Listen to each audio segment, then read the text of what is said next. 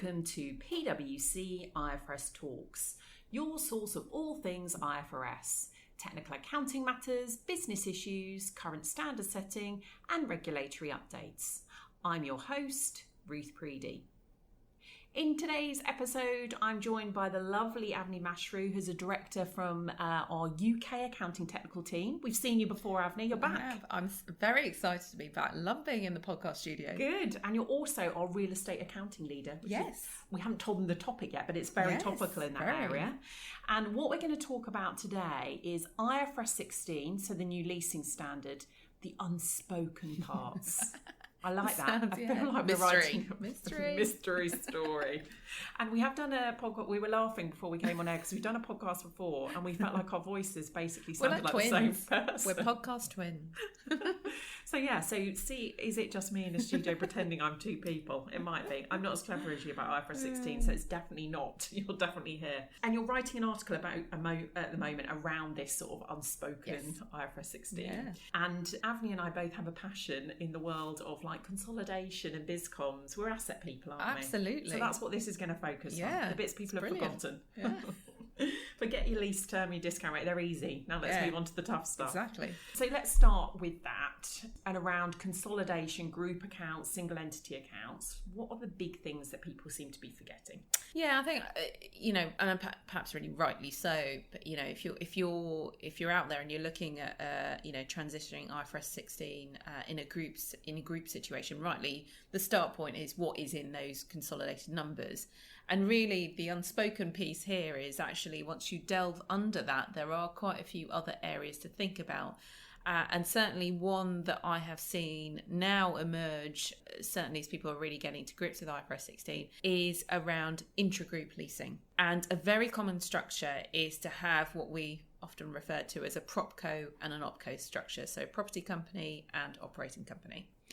And what the propco would do is it would hold all the properties that are used around the group in a single entity. So the propco's job is just to hold those properties, and it would then lease them out to all the operating companies that actually use them in their day-to-day operations. Now, pre-IFRS 16, that was all fine because often these leases, these property leases tend to be operating leases.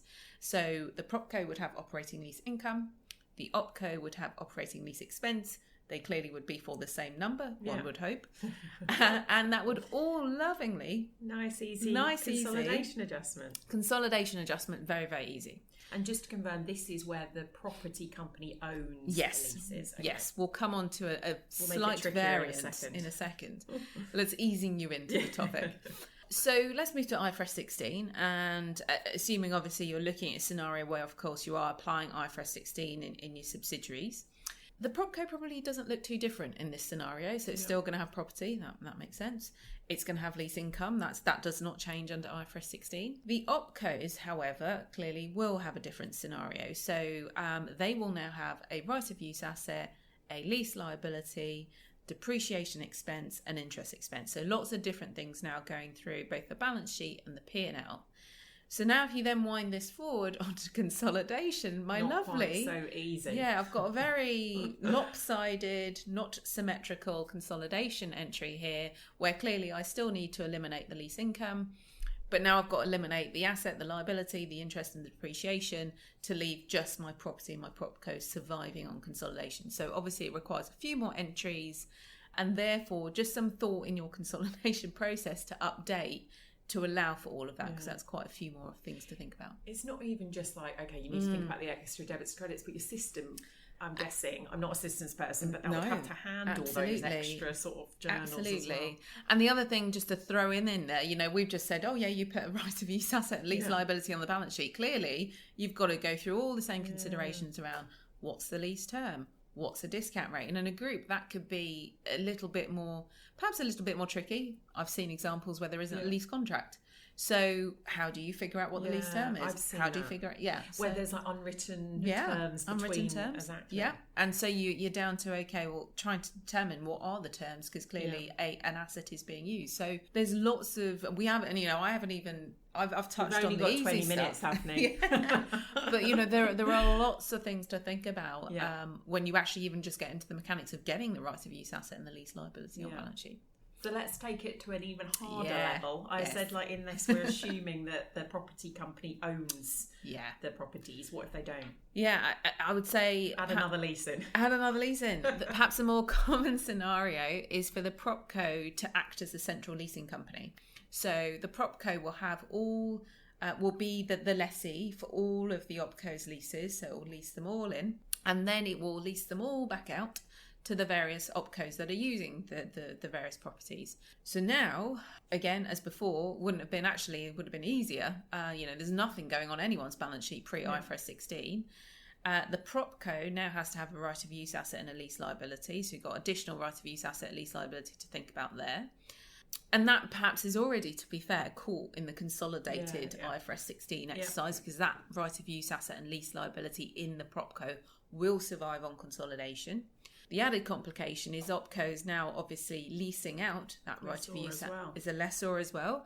So you now have to consider the subleasing guidance in IFRS 16. The subleasing guidance in IFRS 16 is different to IS 17. And I know we've said that in various forums and guises before. But in considering that sublease and considering whether that sublease is an operating lease or a finance lease, historically you would look at the underlying asset and kind of make that distinction based on what the underlying asset was. When IFRS 16, you don't do that.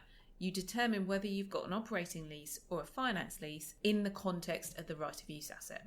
So let's just take an example. If I have a property lease in for 10 years, so the PropCo has entered into a 10-year property lease on a property, and then PropCo sublets out on a 10-year term to the OpCo, I have a finance lease, because if I go down all the indicators, which are pretty much the same as IS 17, I will very likely hit all of the finance lease indicators. And then what happens in PropCo is I de-recognise the right of use asset and bring on a finance lease receivable. Yeah. Another thing that's, again, that we haven't had to do before at an entity level. So if we then go to the consolidation entries and the consolidation elimination, I've got some more complication here, because I've now got all the weird and wonderful stuff going on in OpCo. But in PropCo, I've got some other stuff. So I've got the finance lease receivable, I've probably got some interest income. So a few more entries again. Now, I would say, like I said, I feel that just from discussions with various companies, this seems to, that, with the PropCo OpCo structure, the lease situation I just described seems to be the more common one, because often, yes, some companies do own and groups do own their own property, but increasingly today, most of them are leased in. My word, so that really is a lot of extra journal that entries. Okay, so almost staying in the theme of groups, but something else we see a lot is obviously business combinations. Favourite topic of ours. Exactly. Anything we need to... It used to be easy, didn't it? It used to be easy. Yeah. So I'll start with kind of just what has changed with IFRS 16 and business combination just on an ongoing basis, and then I'll pick up on a transition issue that people should be aware of. So prior to IFRS 16, I'm sure our listeners are perhaps well versed in this. For those that have done business combinations, you do a business combination if the entity you've acquired has any leases. You then assess the terms of those leases, see if those leases are favourable or unfavourable to market terms at the acquisition date, and you recognise an asset or liability as appropriate. That's it's a consolidation, top level consolidation adjustment in of itself, and that's it. There's not really much else you generally think about. Under IFRS 16 made a change to IFRS 3, the business combination standard, which says that if any business combination you do, again, if the acquiree has a lease arrangement as a lessee, you have to go in and calculate your right of use asset and your lease liability on the basis of the acquisition date being the start date of the lease. So that's a slightly different concept to what we had today. If I'm honest, I think for ongoing business combinations, I don't necessarily think people will miss that requirement. What they might miss is on transition. Again, if you're an acquisitive group or have grown by acquisition in the past and have acquired many different groups and entities at many different points in time, what you'll have to remember on transition to IFRS 16 is if you do the fully retrospective approach for leases within your group that have been acquired, you must only go back from a group perspective back to the acquisition date for that subsidiary, rather than going to the contract and saying, well, let's go back to the start of that particular lease as it sits in that subsidiary. Because from the group's point of view, it was never a party to the lease until the acquisition date happened. Obviously, in the underlying subsidiary, they would go back. And that, again, consolidation entries, that's going to cause you another consolidation adjustment, because at the sub-level, subsidiary level, again, if it's doing IFRS 16 transition in of itself, it will have to go back to the original actual lease commencement date and work out, again, if you go retrospective, work out the lease accounting. On consolidation, that point in time that you would have gone back to will be a different point in time. So you've got different right of use assets and lease liabilities and all sorts of entries. Again, that has to be eliminated. But equally, those thinking, well, I'm not going to do fully retro, so it's fine. If you do, who would? Who would do all that work? If you're doing modified retrospective, or the modified approach, again, obviously not necessarily the easier option, but if you're choosing to go back and retrospectively measure certain right of use assets, and if those are property leases, any of them, as an example, you can only go back to the acquisition date. So again, don't be careful not to default to going back to all the way to the original lease commencement date for acquired leases. So again, just an additional point to be aware of. I was thinking when you were talking there, this might almost be easier if the sub you bought has got loads of leases. So you've not got to look at the contract, every contract to work out, but you've still got to do it. You've got to do it, but you've still got to do it in the sub anyway. Absolutely. I was thinking, it's easy. You know the acquisition date. Just go back that far. No. I was hoping there was a little silver lining. I mean, even unfortunately, sorry to add a bit more doom here. Even if you're doing I'm going to end up crying by the end of this, haven't I? This really wasn't the intention at the start. I mean, even if you do the simple modified approach, you set your right of use asset equal to your lease liability, you're still going to have consolidation adjustments, because the subsidiary, potentially, depending on what happens there. So there's all sorts of things. I mean, there are probably one or two scenarios where you can set everything up if you align everything and you make sure the subsidiaries are all aligned. But you could easily, particularly if you want to go back and cherry pick and measure certain right of use assets at their historic amounts effectively, you could easily end up in the situation where you've perhaps not respected the acquisition date. I like that. Respect the acquisition date, everybody. That could be our tagline. Tagline. Now, we've already said, it's a bit doom and gloom. Don't run away, listeners, but I'm going to make it worse, because why not chuck impairment and really make everyone cry? Impairment. Again, impairment, I feel only recently are we starting to hear thoughts around, actually, how do I, admittedly perhaps a little more on an ongoing basis, necessarily than transition, depending on your transition approach, but how do I deal with impairment now? Because I have a right of use asset on my balance sheet. Very clearly, this is now in the scope of IS 36, the impairment standard, in terms of testing for impairment, whereas before I was, obviously operating lease off balance sheet, and then all I ever had to think about is whether I had an onerous contract under the provision standard IS 37. So this is a complete change from where we have been. So the answer to that is yes, obviously you are subject to doing impairment testing, including right of use assets. So that will go in your CGUs. In your CGUs, okay. So cash generating units, assuming that you wouldn't test your right of use asset on a standalone basis. So you'd have to add that into your CGU. And you also got to update your cash flows. So let's take value in use as a method that you're using. As of today, value in use for a CGU would include lease expense as one of the cash outflows. Obviously, you're going to have to take that out because these leases are now on balance sheet, and you wouldn't have that in your cash flows. So obviously, your cash flows are going to change. The other thing that is likely going to change is your WACC, your weighted average cost of capital, because now what's happened is your gearing has changed. So, and this is...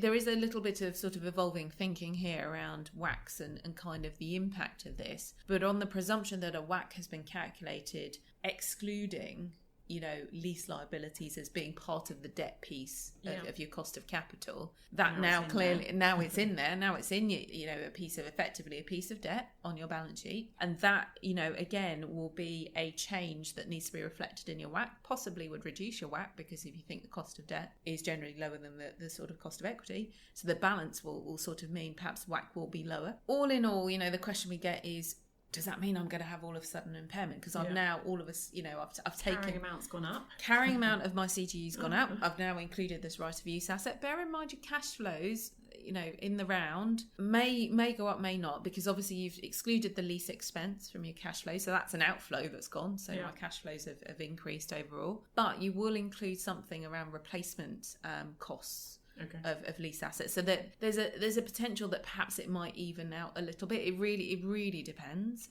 But again, there could be a positive impact on your cash flows. And again, with the WACC potentially, if it decreases, and this is all I know I'm being very sort of hesitating here, because it all still in discussion. It's still in discussion, but also it does really depend on kind of what your individual circumstances. If your discount rate decreases, that has the impact of increasing the value of your cash flows when discounted. So there's a lot of things in play. Yeah, there may well be an impact on the headroom that you have. Initial gut reaction, and this is a really gut reaction. We won't hold you to it. Don't hold me to it. At the end. It feels a little bit odd, really, if applying IS 36 purely in of itself triggered an impairment. That to me would suggest that something's going wrong somewhere potentially. But there are things that are going to change in this calculation, so I guess you couldn't absolutely rule it out. But again, like I said, it would feel unusual to me. Yeah. Okay, so I suppose the thing there really to take away is don't forget it in your impairment tests. No. And there's both sides. You've got to think about your CGU and your cash flows and your discount rate. So again, lots for people to think about. Yeah. Okay, well, thank you very much. We have used up the 20 minutes all on doom and gloom. I feel like we must have some. Is there like a positive? Maybe I'll come back with a follow-up. These are the easy bits. Yeah, and make yourself feel better about IFRS 16 podcast. Yeah, exactly. We'll have an I Love IFRS 16 podcast as well. So look forward to that, listeners. Don't keep tuning in. Don't cry yet. But thank you very much, my lovely podcast. Thank you for having me. Come back again soon. Thanks for listening. Is there information about this on you're writing an article at the moment, aren't you? I'm writing an article at the moment. We have lots of detailed, useful information on our website, PwC Forum, and we have a dedicated IFRS 16 page where you can find a lot of this stuff that I've just talked about. Brilliant. Thank you very much. So thank you for listening. I've been your host, Ruth Priddy. Happy accounting. The preceding programme was brought to you by PricewaterhouseCoopers LLP. This content is for general information purposes and is not a substitute for consultation with professional advisors.